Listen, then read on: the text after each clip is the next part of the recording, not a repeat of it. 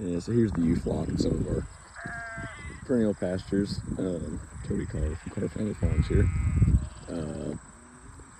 You can see so these girls here are some of the hopping ewes, a little bit slicker. That woolier one right there in the back, that'd be a easy care. So Romanoff, Katahdin Dorper composite. These would be Katahdin Dorper and Florida Native composite. And they throw a little bit of wool as well, with the Florida Native in them. Throw a few horns every now and again. One of our rams is a full curl, not something we're selecting for or against necessarily, but it does show up on occasion. Mostly polled heads though, like 90-95%. But you can see we got cedars and mulberries growing like weeds around here. This is old row crop ground, about all of it. So we're trying to get some shade in some spots. We're going to be adding some trees in some of these pastures. Poplars, cottonwoods, just some fast growing shade, and we're gonna have probably some chestnuts and some other things over the top eventually. Just complements agroforestry a little bit. Pretty green on that part, but we've researched it for a couple years, did a couple plantings, had voles eat a bunch of trees, so we've got a little better system now. I'm talking with Austin Unruh and Josh Payne, some guys that have been doing that kind of stuff.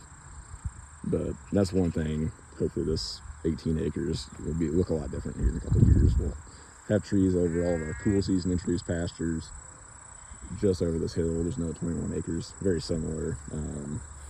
This piece right here on the hill was corn in 23, corn in 21, and has been cover crops every other year, just for grazing. It's only about 9 acres. It has switchgrass seeded underneath it. The white clover is all just volunteer out of the seed bank. Just basically 2 years of no chemical. It's spread across the whole field with stolons, but you can see we got some stuff in here. So this is sunflower and corn in 2 rows, and milo in 4 rows. So just a little 6 row 7,000 planter we use. This is just kind of a dumb experiment. We had some extra seed and wanted to see if we could utilize the nitrogen out of the clover to feed the grasses and the sunflower. Milo will be left standing to feed the ewes in the wintertime. If the corn makes a viable kernel, probably be something similar there, just allow them to kind of hog it down. And the sunflowers will have a little bit more oil, a little bit more protein to balance out the milo ration. That's the one thing the milo is missing is it's real high energy, but you don't quite have enough protein to have a complete ration. Harry Cope and Rusty Lee and some other guys about an hour south of us, hour and a half south of us, been doing it for quite a while on cattle and sheep and having good luck. So we've got this, and we got another 12 acres over the hill that we had cover crop and we relayed this into. At some point we'll probably need to get either a high residue cultivator just to scratch some stuff once in a blue moon and between some rows. Or if this works, I could see us looking at some of those K-line irrigators just to keep water to the milo. We'll probably plant it a little bit earlier, but trying to figure out, we've been no-tilling the row crop into things and trying to figure out how to plant multiple cover crops in a season and a few acres just to have some high quality forage in every window to get through some summer slumps and other stuff. That's where we bale raised a couple years ago. Right here where the foxtail's at.